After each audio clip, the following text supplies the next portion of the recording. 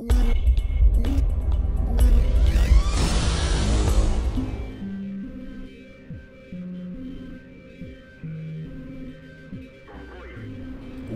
everybody to another round of World of Tanks subscriber replays. My name as always is Maxwell, and today's first replay is from the user Rantador. That's Rantador, and he's driving the A43 on a standard battle on Wide Park. Wide Park, not a map that you see very often, and that's just because you don't get Wide Park after tier 6.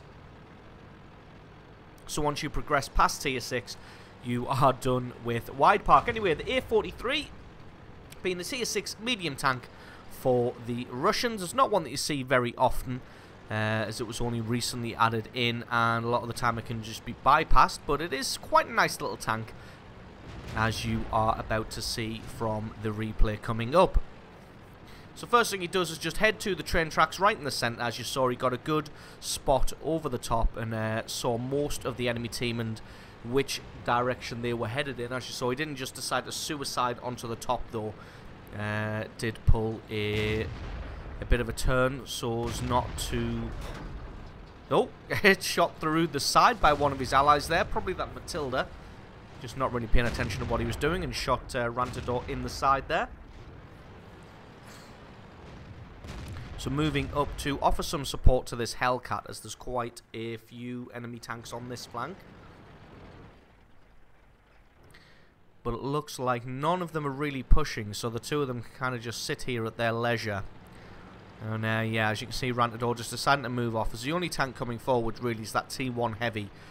And if he does decide to pop his lonesome head over the top there, he's just going to get that taken straight off by the Hellcat and Core that are waiting for him. So Rantador realises that he's not really needed on that flank, so just decides to relocate to the north, where all they have there is that KV-1S and that Panzer 38NA. At least that's where I assume he's going. Yes, it is. Crosses over the train track here, using the Panzer 38NA as a distraction, so that he was making a go over the track, so decided to follow in afterwards.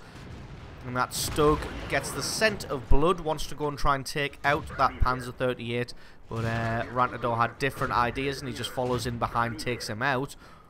Matilda got his gun onto target, but not really able to do anything, and the Panzer 38 actually survives. Oh, gotta be careful of the SU-100, and the SU-100 misses his shot and starts to reverse away in order to try and survive this one. But to be honest, if Rantador, there we go, can get alongside him before he reloads, then this SU-100 is going to be in trouble. Does what he can, tries to drive away, and actually reverses in, doing the smart thing here of trying to... Oh, no. I thought he was going to do the smart thing there of, if he hadn't continued to turn, then he could have used the building, and the building would have stopped... The building would have stopped Rantador from getting alongside him anymore, and the SU-100 could have continued to reverse forward and then gotten a shot on target. But no, he continued turning, and Rantador was able to stay on his side there, take him out and pick up kill number 3. As you saw, he got a shot from that Nashorn, I think it was there, got set on fire, and his engine was broken, but able to fix that. Able to quickly hit that fire extinguisher key before too much damage is done, and then he's able to find the that tank destroyer, whatever the hell that was, and able to take him out for kill number 4. So he's now in behind the enemy lines, and there's quite a lot of damage that he can do from here. Just got to try and find a good target. Spots a KV-1 making his way back to base. Takes his time to try and pick out the weak spot, and that spending a little bit extra time pays off, and he picks up kill number 5. As you can see, the SU-100 is raging real hard in the chat there, even though it was his mistake that meant he got destroyed. If he just carried on reversing and kind of scraped Rantador off against the side of the house, he probably would have been able to take him out, or at least get a significant chunk of damage onto him. But as it is, Rantador's still alive and he's in behind the enemy. Got a good hit on that Nashorn. The rest of his team's realised how the battle is going, and they're starting to make a move forward. There's still a couple of the stragglers, like the Matilda and the Churchill Mark 7. Rantador not really wanting to push forward, as he's not really sure where the remaining enemy tanks are. Spots the Nashorn there, makes his way around.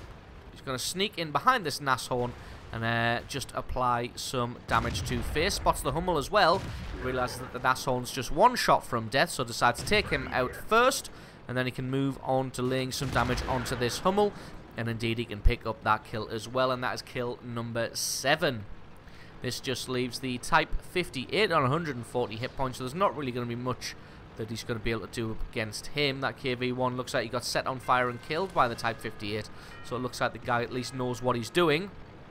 But to be honest, there's nothing he's going to be able to do against 7 opponents here, so Rantador just going to charge around the corner, knowing that he had the hit points just to be able to face tank any damage that the Type 58 can throw at him, and he's able to pick up kill number 8 and almost 2,000 points of damage. Absolutely storming game there from Rantador. Thank you very much for sending that one in. Stick around, because as always, the score screens and another game are coming right up.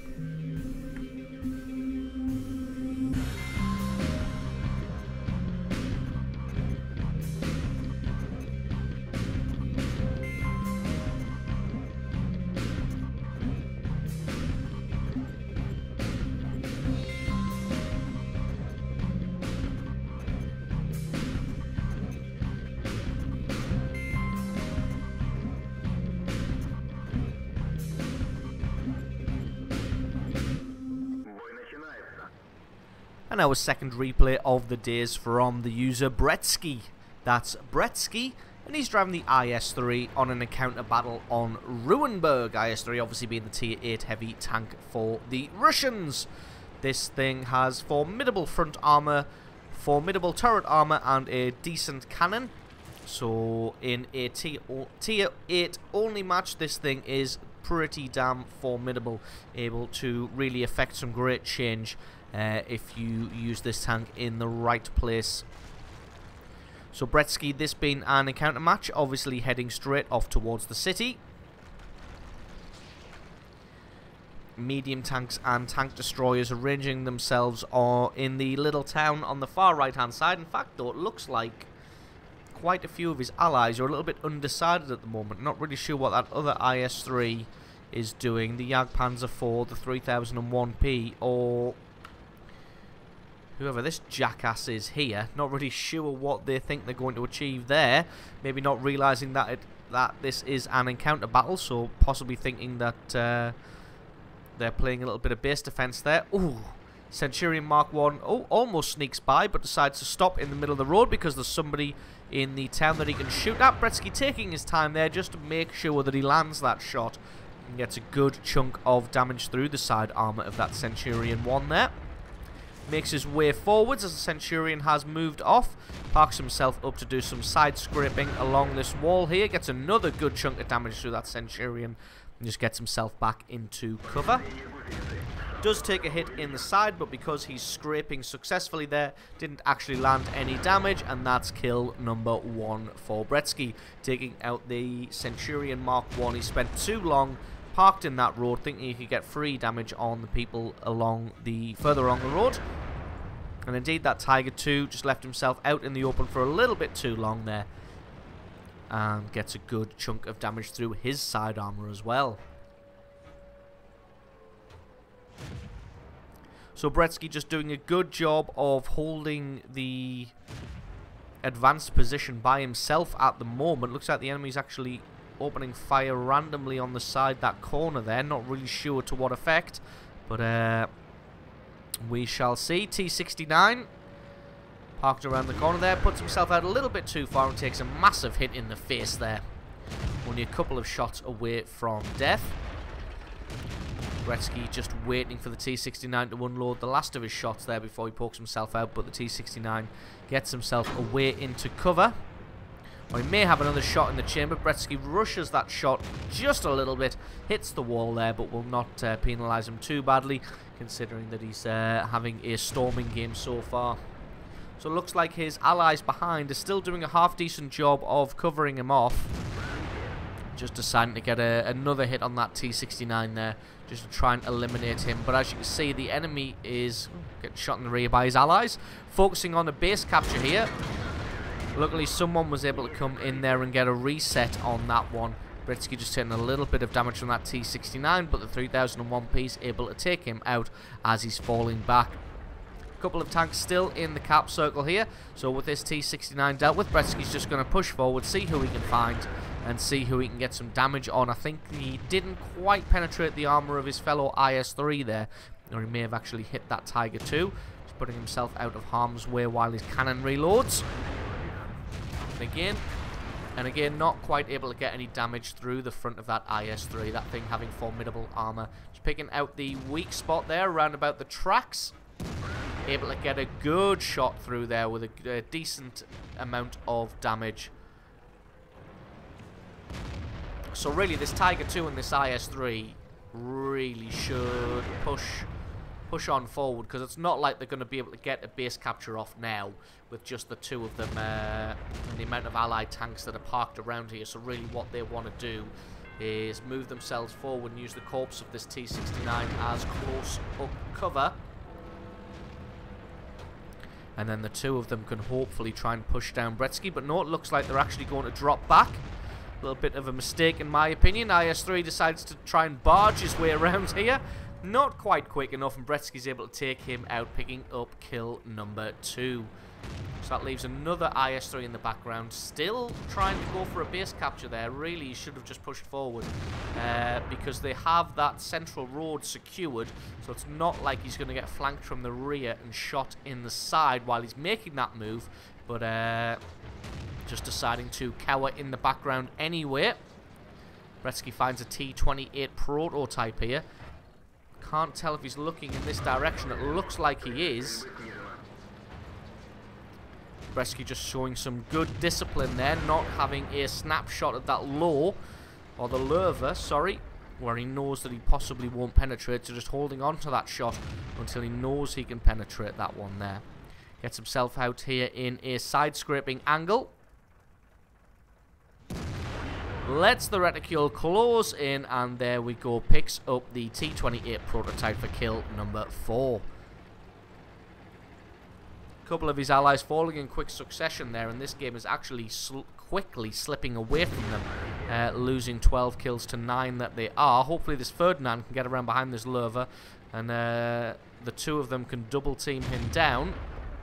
Bounced an important shot there from him. Ferdinand does indeed get around behind the Lurver, gets a good bit of damage, and the two of them are able to double team him down and take him out. The 3 of them now in and around this cap circle, but the enemy team, 5 of them left, do outnumber them somewhat. And that Ferdinand's just going to have to try and make a run for it, because he's getting picked off by that T-3485. Bretsky decided that he doesn't want to try and take him on head-on. Instead, he's coming around to try and cut off the advance of the T-44 and the M5A1 Stuart. Maybe going to try and catch that Su-100 that was last spotted around this area unawares. There we go, finds him, but still got to be careful, because that Su-100 does pack a decent punch. So again, he gets himself into a side-scraping position. Still, unfortunately, takes some damage from that Su-100, but now we can just... Oh! Right when you need it, the ammo racks come out. So, takes his time there, sticks a shot through the front of the Su-100, ammo racks him, takes him out.